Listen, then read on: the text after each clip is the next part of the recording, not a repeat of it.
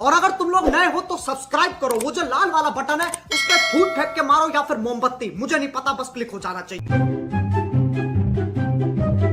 আচ্ছা তোমার একটা প্রশ্ন করি। হ্যাঁ করো। যদি ধরো বিয়ের আগে আমার পাশে সুন্দর একটা মেয়ে থাকতো আর আমি থাকতাম, তাহলে তুমি কাকে বিয়ে করতে? অবশ্যই তোমাকেই করতাম। আচ্ছা মনে করো যদি আমার গায়ে কাদা কালি নালা ময়লা পানি লেগে থাকতো আর আমার পাশে যদি সুন্দর একটা মেয়ে থাকতো, তাহলে তুমি কাকে বিয়ে করতে? তোমাকে সেখান থেকে উঠিয়ে নিয়ে এসে পরিষ্কার করে তারপরে আমি তোমাকে বিয়ে করতাম। प्यारी समझ गई।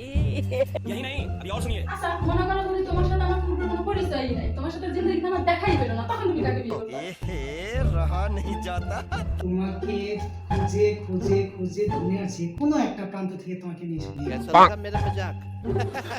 আচ্ছা ধরো আমার দুনিয়ায় জন্মই হইলো না, পৃথিবীতে আমার কোনো অস্তিত্বই নাই, তাহলে তুমি কাকে বিয়ে করতে? नहीं सारुण के ये ऊपर पड़े আরে তোমার জন্ম না হলে তো কিছু করার নেই, জন্ম তো আল্লাহর হাতে। তখন নয় খুঁজে খুঁজে সুন্দর দেখে আরেকটা মেয়ে বিয়ে করতাম।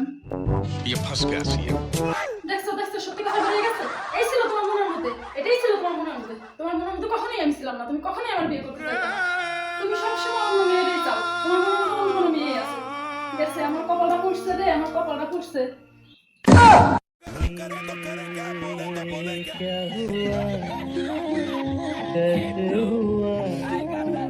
कब हुआ